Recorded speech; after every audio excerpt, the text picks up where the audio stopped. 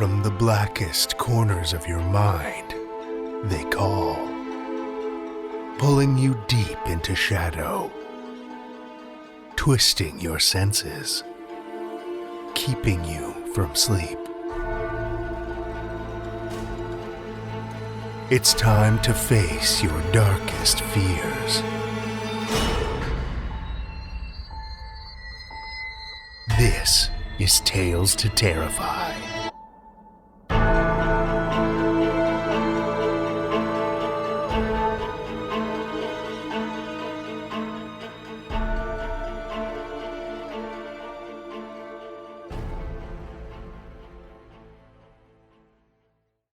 Good evening, children of the night, and welcome. Well, I ended up getting called out of town unexpectedly for the next couple of weeks, so I'm sorry to say we'll be taking a little breather from our dark travels. But just for a bit. I promise we'll visit more sinister attractions once I'm back and settled in. Of course, that doesn't mean you can't spin a few yarns. Submissions are still open, and by now I'm sure you know the drill. TalesToTerrify.com/submissions. Visit, read, submit. But while we're waiting patiently for your horrific masterpiece to hit our inbox, why don't we spin up a few tales of our own? Our first story for the evening comes from Alex Ebenstein. Alex Ebenstein is a maker of maps by day, writer of horror fiction by night. He lives with his family in Michigan. Find him on Twitter at Alex Ebenstein. Children of the night, join me for Alex Ebenstein's My Brother's Keeper, a Tales to Terrify original.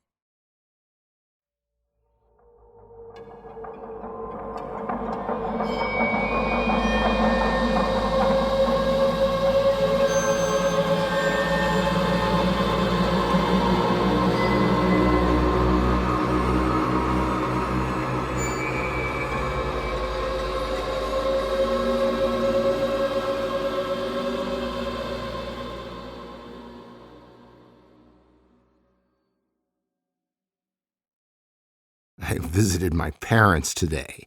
I make a point to this time of year. The anniversary of my brother's disappearance.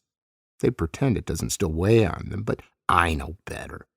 The harder they try showing they've moved on, the more clearly I can see their pain. It's pathetic. I mean, my God, it's been 10 years already. I like to bring them a gift, though. Something nice. A reminder that I'm still here and care. I make all my gifts, and this year I made them a clock. My finest work yet. I thought it would finally show them what they were failing to see. But of course, this year provided the same exchange with my parents as every other year. They said, "That's nice, dear," and "Thanks, sweetie, you're too kind." But I know they don't mean it. More to the point, I know they don't care about the gift or me. They never have. Big Bro, the proverbial golden child, eternally happy and charming, too perfect for his own good. He could do no wrong. Seriously, I think it was impossible for him to screw up. He was the perfect son and more. Which is why I was never meant to be. When your firstborn is so perfect, why risk another? My parents didn't intend to, but one night of too much drinking and a little carelessness can change that in a hurry. And you get me as the prize. Sometimes I wonder if my parents weren't celebrating how wonderful my brother was when they accidentally conceived me. Now you understand why, when I give them a gift, it only receives a cursory glance. I get a fake smile, then they set the item aside. Who knows where the gifts end up? I never see them again. 10 years of gifts, gone. Are they buried in random boxes in storage? Or did my parents throw them out? Nothing I could give them would bring their precious son back after all. Oh, if only they knew. Once my brother was gone, I really thought it'd be a wake-up call to my parents, that they would pull me in closer, cherish the time with their remaining child. It didn't take long to realize how badly I miscalculated. All I wanted was for them to like me a little bit more. But I failed miserably. If anything, I made things worse. On the bright side, once I knew the situation was hopeless, that my parents would never love me the way they loved my brother, the gift-giving became a game. How far could I go before they figured it out? So far, they haven't. If they were paying attention, they may have noticed by now that I've been trying to show them something. I've been trying to give my brother back to them. If they looked closely at all, they would have seen all the gifts had a little piece of Big Bro, the clock included, truly my finest work, with hands made of intricately carved bones, a face made of stretched skin, tanned into a nice leather, and its numbers painted on with blood.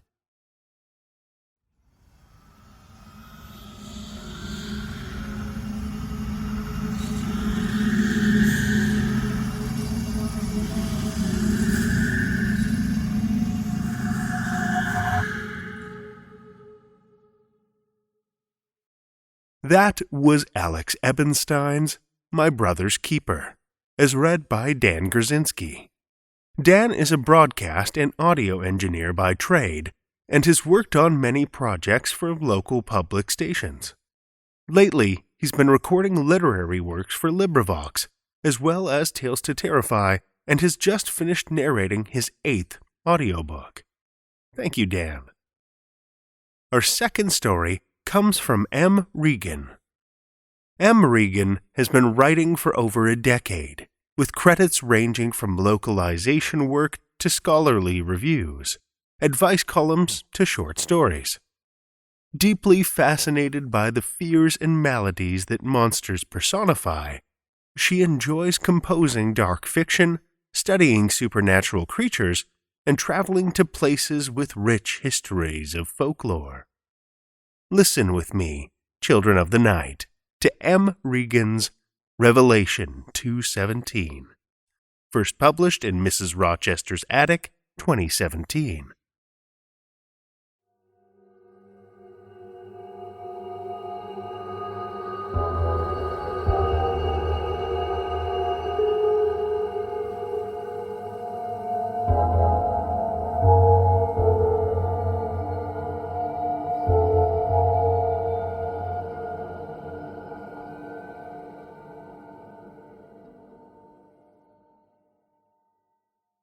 Little Alice fell down the hole, bumped her head, and bruised her soul.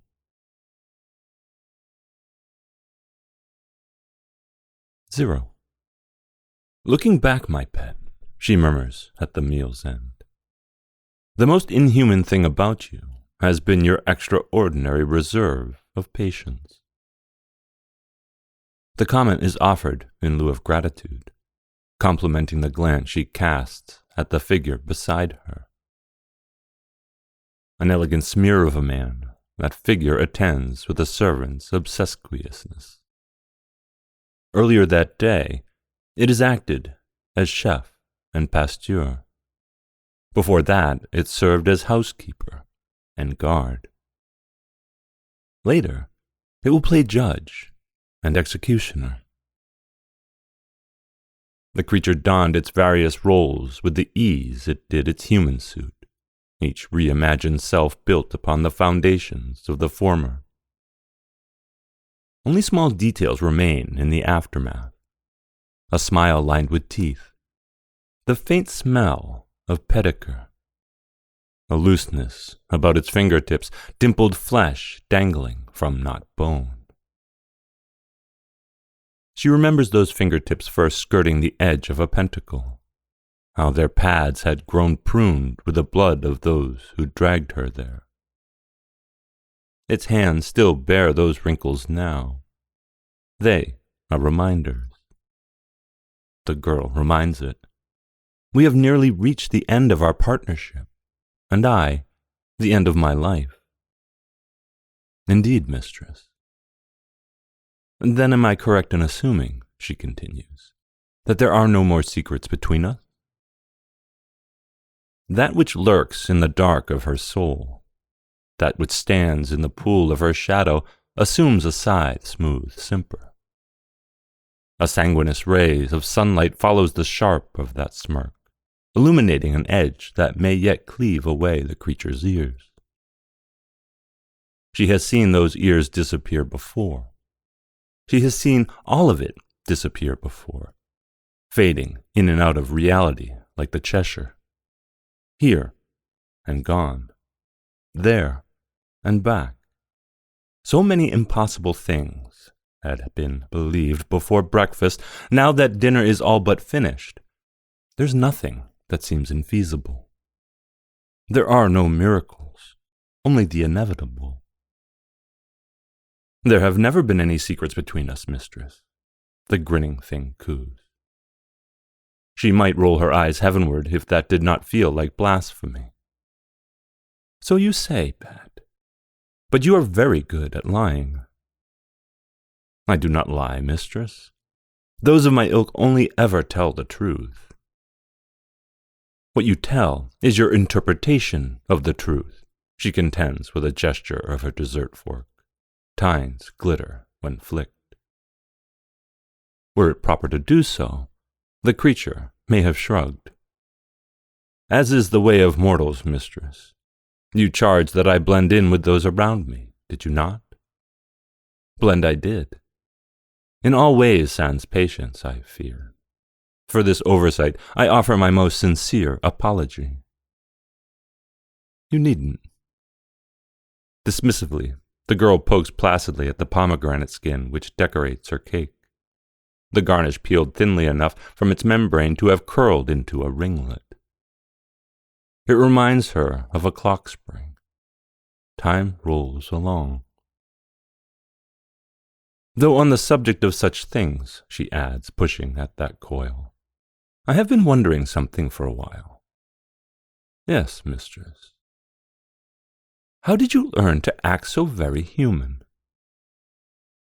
With a nudge, the crimson trimming tumbles over a precipice of chocolate, landing amidst the debris of piled seeds. They scatter. Her thoughts do in kind. Hades and Persephone, Eve and the serpent. There are stories in the kernel's wet gleam, warnings of doomed women and those who had sweetly fed them. Fruit lines her plate like headstones in a cemetery. She wonders which is to be her grave, while the one who fed her smiles. For many millennia, mistress, I have observed the populace of this realm, the creature explains, its reply wending like smoke from the depths of its lungs. When I first stepped onto this rock, even the Bible was but a distant dream. I have watched civilizations rise, fall, then return to the ashes and dust from whence its population first crawled. Of course, it did not take me nearly so long to realize that like attracts like. In order to obtain my desires, it was easiest to appeal to humans on their level. You learn to camouflage yourself, like a predator to chameleons, the girl chuckles, reminded once more of the characters in Genesis.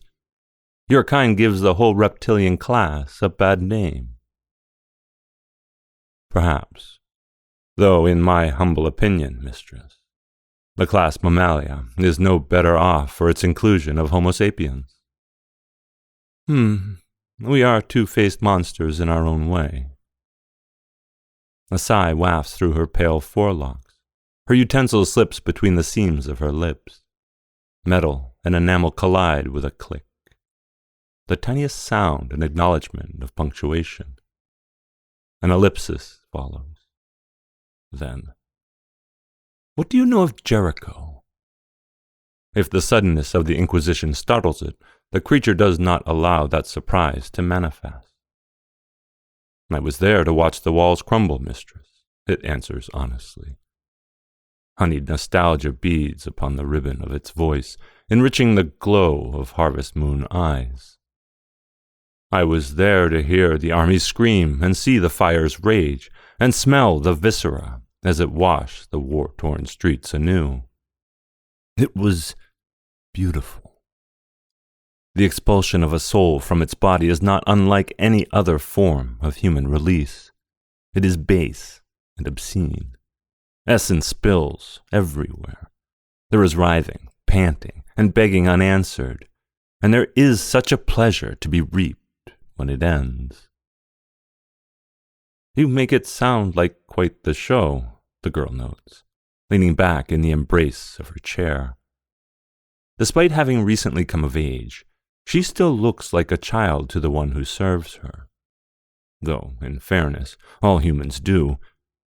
An orgy of grotesqueness, to be sure, and wouldn't the noblesse just eat that up? They do have the stomach for it, it agrees. I might even argue that there are those amongst the aristocracy more devilish than myself. But in the end, I would be the only one who relished the feast. Oh, perhaps not in the end. Absently, the girl scrapes together the juicy innards of the pomegranate. The grate of cutlery over fine porcelain is irritatingly shrill. Perhaps that is the reason the beast's sneer grows taunt, thinning to the point of brittleness. Perhaps not. Whatever do you mean, mistress? The girl hums, deftly skewering a single seed. I mean that vengeance can be served in a number of ways. You may like the tastes of today's variant, but someday your supper call will be made on a ram's horn, and you will find the dish before you far less enjoyable. Begging your forgiveness, but I still do not follow. Then you should reread last night's bedtime story, the mistress retorts, bored. With a snap of her wrist, she sends the ruby seeds soaring. A second kernel is flicked into the distance of the dining hall not a moment after, rejected for reasons known only to herself. If Jericho has taught us anything, dear, it is that nothing lasts forever, not even the walls that we build to protect ourselves, especially those. External defenses are weak enough. Internal ones are weaker still. And with all that you've endured, my pet, all of the angry, agonized souls that you've allowed to circle your insides, I imagine the only thing you're waiting for is a great shout. After that, your walls will topple and you will burn. Or shatter, maybe, like the precarious Humpty Dumpty. You will wake to yourself, and the wonderland you know will fall apart. There was a gravity in the pronouncement, the pull of it enough to see the beast tip forward, stumbling, pitching, laughing. Glee burbles thick and black through the gaps in unsheathed incisors. Amusement melts down the creature's chin in rivulets, the cracked abyss of its maw shimmering with stalactite strands of saliva as it giggles in rebuttal. With respect, mistress, I believe you have forgotten one very important fact. Another seed plummets through the air, vanishing beyond the far end of the table. The creature's irises seem a similar hue, faceted like garnets in the haze of an encroaching twilight. Unlike Jericho, unlike Adam, unlike those who are descended from him, we demons are not made of mud. The walls to which you allude to are built of sturdier bricks.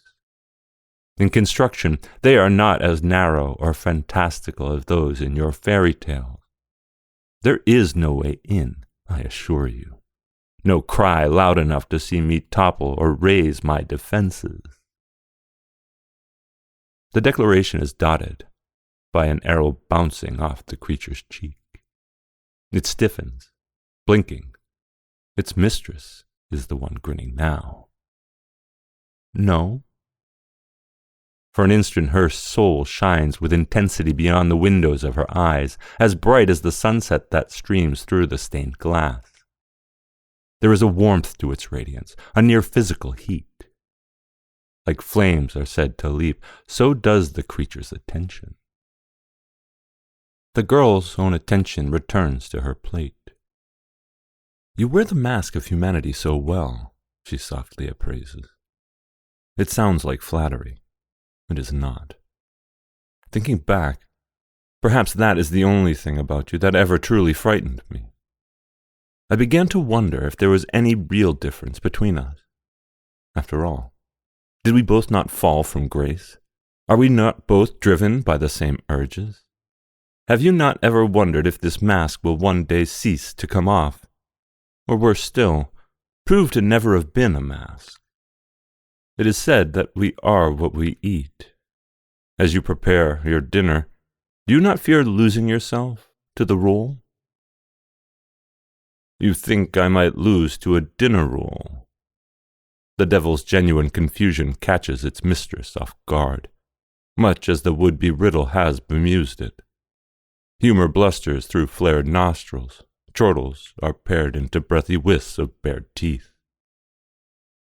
The last of the pomegranate kernels is pinched between her fingers, held in the fashion of blessed wafers. And he took bread, gave thanks, and broke it, and gave it to them, saying, "This is my body given for you. Do this in remembrance of me." Her gullet undulates as she gulps down the seed. Her stained hand does not tremble when it is offered. In a final act of obedience, it takes the bread, gives thanks, and breaks it. It has no plans to remember. 1. To begin, there is the press of pliant lips. A head lolls, the energy needed to hold it aloft already drained away. Spittle oozes enticingly from the slit of her mouth, the berry flesh having burst to openness. Juices sluice, pleasantly pulpy. The contrasting colors of the corpse's shell and her insides seem to the creature a beautiful metaphor. Intoxicated by ecstasy, by anticipated satiation, it wonders if it might find hell itself lurking at the bottom of her rabbit-hole throat. It would not be shocked if so. Dealing with her certainly had been hellish at times, and would that not be convenient? To be led from one home to the next by the way of a single fall? If it but fell one more time. Its own throat contracts around the musing, a pseudo-Adam's apple set to bobbing. It gulps again, this time around an elixir of psyche and pneuma, 21 bitter grams of lacrimose filling its belly. Hunger remains. So does soma. 2. Aperitif, an amuse-gueule, entree, and la plate. Any meal worth savoring is a coursed affair, from those served to one's mistress to the Last Supper of the Savior. And if Christ himself saw reason to indulge gluttony, surely a demon must do the same. The girl's corpse had been splayed across the dining table, her slender fingers woven and her lacy lashes low. She is an extravagant piece de resistance. And oh, resist she had, a saucy thing. She had resisted everything good and decent in this world, and in the name of self-sought justice. How poetic. How foolish. How lucky for it, the creature decides. For that vim and vinegar had spiced the mistress's spirit most delectably, and having basted in baseness, had turned her into quite a treat. That she had walked herself into the oven once just desserts were doled is the very icing on the cake. In fact, in that sense, she may well be considered the cake itself. Upon a plinth of ornately carved mahogany, the cadaver waits like one of Alice's treats, having ordered its own consumption. Eat me. If vaguely the demon takes note of this second storybook allusion, reminded again of poetry and foolishness. Odd. It had never wasted its own thoughts on such frivolry before. The girl had been the one that enjoyed that brand of inanity. Or at least, she had shown more interest in the words of Lewis Carroll than she had in the word of God. though they had perused both tomes with frequency. He took the bread and butterfly and broke it, it thinks in the echo of her voice, so that it may no longer flap its wings. This is my body, given for you, so I want you to eat me. I want you to drink me. Those who contract with devils always get what they want. And in exchange, the devil gets what it wants. It wants to eat. A gown is shucked in the style of corn husks, undergarments peeled with a delicacy of apple skins. Ribbons are unwound, heels removed, and rings replaced by puckered lips. The beast's ravenous head slides past nail, joint, knuckle. Soon the tips of fingers and toes have been nibbled to nothingness. It is with far less delicacy that fangs rupture the drum of her stomach, pop, and a fairy ring of scarlet toadstool appear. They do not bloom so much as well beneath the curvature of her ribs, cousin to those mushrooms that grow from the marrow of the dead. Mushrooms, butterflies, caterpillars. Who are you? I am that I am. When the devil next remembers to swallow, it cannot ignore the floral flavors soaring its tongue. Violets, tiger lilies, daisies, larkspurs. There is a rosiness redolent of memories. Unbidden visions pool behind the creature's eyes like blood in fingertips and belly buttons, golden summer gardens, riddles shared and games of chess. It blinks. It growls, encouraging its belly to do the same. It does not. Yet, it feels empty. 3. Christ rose after 3 days. She decomposes instead. With the devil's assistance, the mistress's carcass crumbles from its bones. 1, 2, 3. A day is dedicated to flailing away each pellucid layer of skin, epidermis, dermis, hypodermis, whorls, folds, and ridges.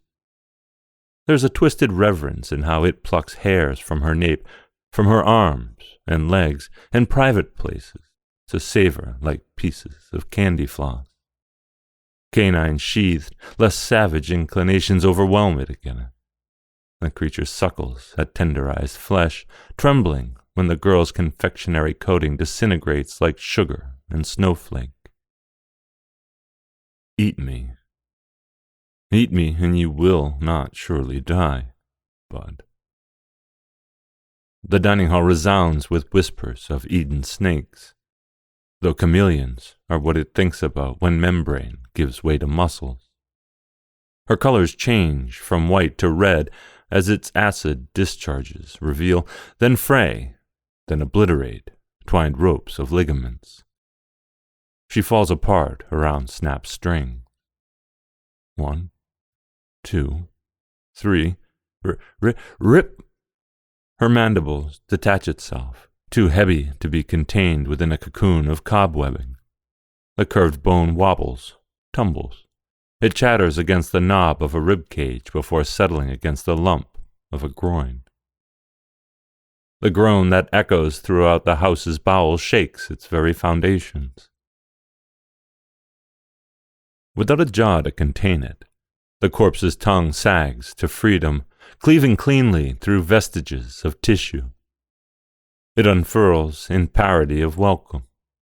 It lolls within tattered esophageal film, the remains of that tube long and dark enough to fall through. Rabbits and expressions about them circle within his head. Off with her head! Off with her head, and in with its own, for it would be a shame to let that satin-soft temptation go to waste. Christ rose after 3 days. The devil likewise. 4. Time and the beast have eaten the flesh from the girl's apple cheeks. Her scalp is no more, and the gray, frail lids of her eyes have been pared. She is smooth, featureless, expressionless. This is natural. All of mortality is ephemeral, and every veneer wears away eventually. Mountains become boulders, become pebbles, become dust. This form will not last for long either. If Jericho has taught us anything, dear, it's that nothing lasts forever. Another second passes. Second lives and second chances, second thoughts. Beneath the orth of the girl's sinew, there is the frame that gives her shape. Tendons come apart like decayed gristle. Her body sloughs free of residual muscle, shedding what little is left like a serpent. Again, there is the memory of a garden, stirred by the rattle of a pomegranate seed. She had not digested it in full. It does not feel full. An unknown sensation is gnawing at the creature's stomach, its innards tingling, as if with sepsis. The ichor in its ancient veins has curdled, its sense of self has warped, twisting so that the instincts and desires no longer align as they ought, as they should. Thoughts butt futilely against one another, like puzzle pieces with shaved corners, like cornerstones that have fractured. In the distance, it imagines it can hear the sound of limestone toppling, porcelain, bone, china. The nerves threaded through the mistress's spine have become little more than spider strands. Her vertebrae are chattering beads upon that chain. They fall to the floor when something within snaps. Something within has definitely snapped. It wonders if it's going mad. 5. There are 206 bones in the adult human body. 206 cogs, wheels, and glass fragile sprockets that, when meshed together, create mankind's most basic piece of equipment. And while the skeleton upon the mouldered table had only just matured, the meticulous devil is indeed able to count 206 on fingers, toes, and sundry shards. It checks the number twice, thrice, 4 times. It spreads its mistress out, grouping fragments into piles: humerus, radius, ulna, trapezium, sacrum, ribs, coxal, patella, tibia, tarsal, calcaneus, talus. The girl's petite staples remind the beast of the wishbones it had carved from turkey dinners, of how she would roll her eyes when they were given to her for play. Citing childishness, she would decline the gift. But in the dead of night, the creature would discover them haft upon her writing desk, their shafts ivory in the moonlight. To find them always made the beast chuckle. Smirking, it would consider the many terrible things that would have to break in order for her wishes to come true. Now that it has, it smirks no longer. 6. There is honesty in a body deconstructed, reduced to pieces and parts, stripped of pretext and pretense. The haughty mistress no longer has anything to hide behind. No airs, no lies, no skin or fat or muscles. There is nothing here but the bare-bone truth, for that is what she has become. That is all that's left. Truth and bare bones.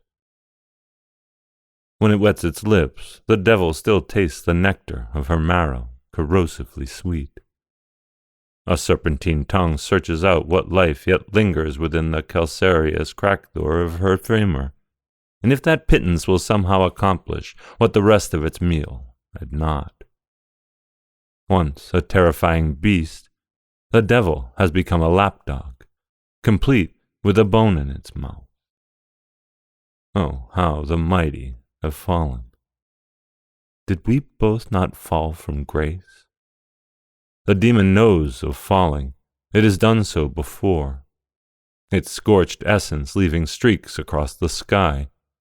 It had toppled down and down and down, plummeting from heaven like a pomegranate seed.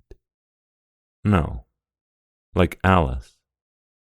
No, like a star. Yes, like a star, and it made a wish upon itself that day.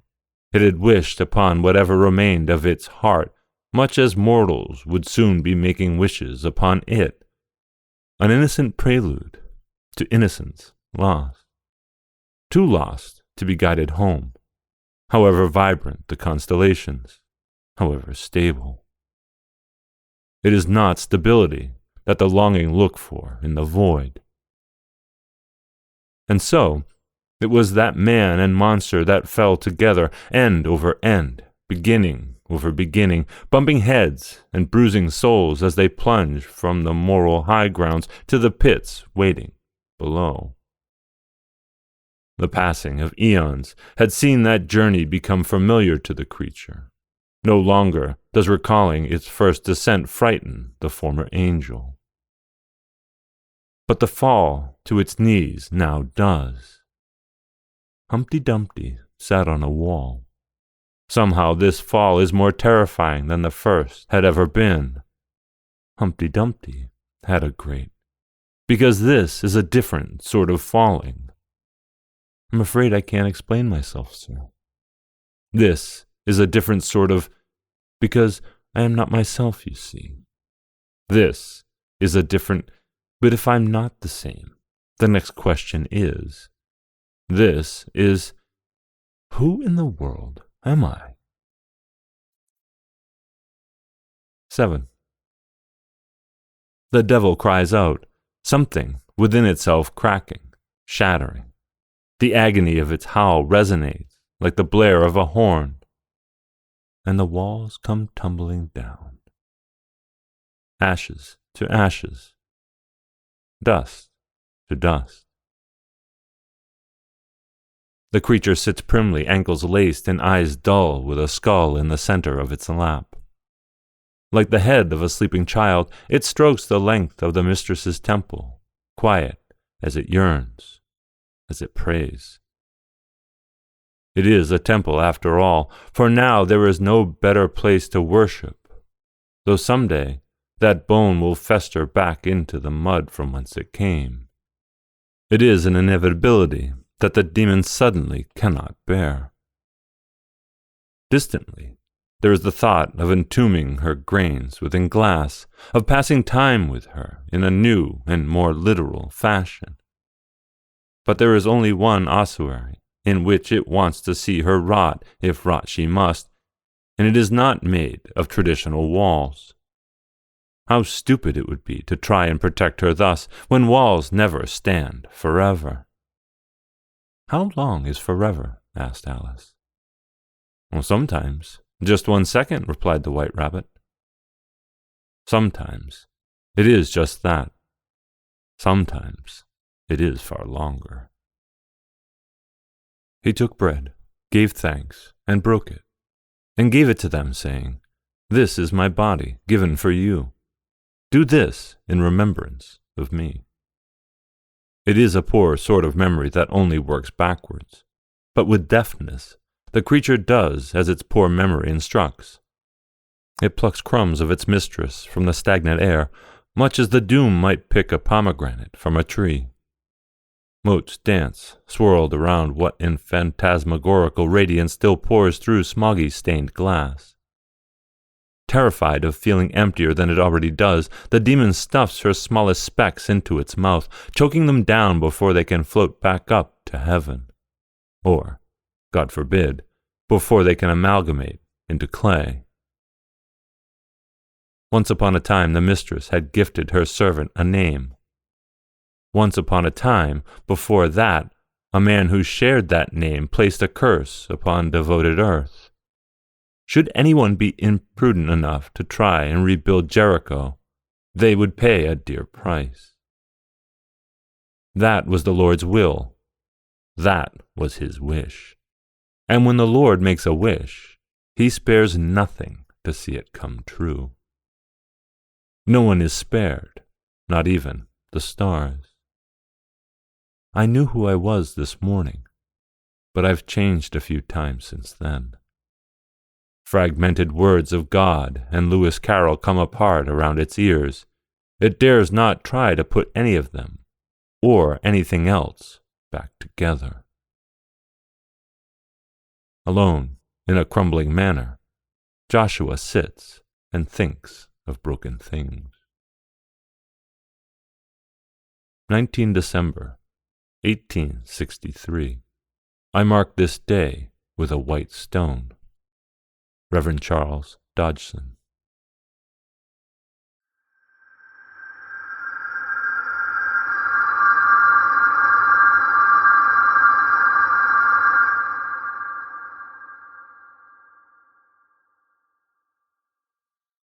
That was M. Regan's Revelation 2:17, as read by our own Seth Williams.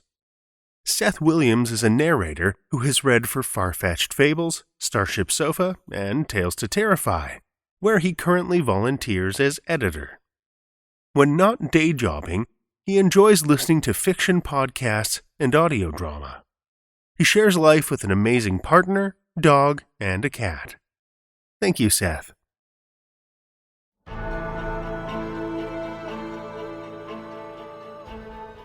Well, children of the night, the hour is late, and we've run out of tales to tell. For now. Tales to Terrify is made possible by the tremendous generosity of our supporters through Patreon and PayPal. If you're not already a supporter, head over to patreon.com/Tales to Terrify for a look at all the awesome perks. From ad-free episodes and bonus content, to shout-outs and swag. Every dollar helps, and we appreciate it so much. If you're looking for another way to help, why not drop a rating or a review on Apple Podcasts, Spotify, Stitcher, or wherever you listen to podcasts. Ratings and reviews are an easy way to show your appreciation and help us spread the darkness. Tales to Terrify is produced by Seth Williams, Pete Morcellino, Meredith Morgenstern, Julia Zellman, and myself, Drew Sebastini, with original theme by Nebulous Entertainment. Tales to Terrify is distributed under a Creative Commons Attribution, Non-Commercial, No Derivatives license. Join us again next week as we feed your insatiable appetite for more Tales to Terrify.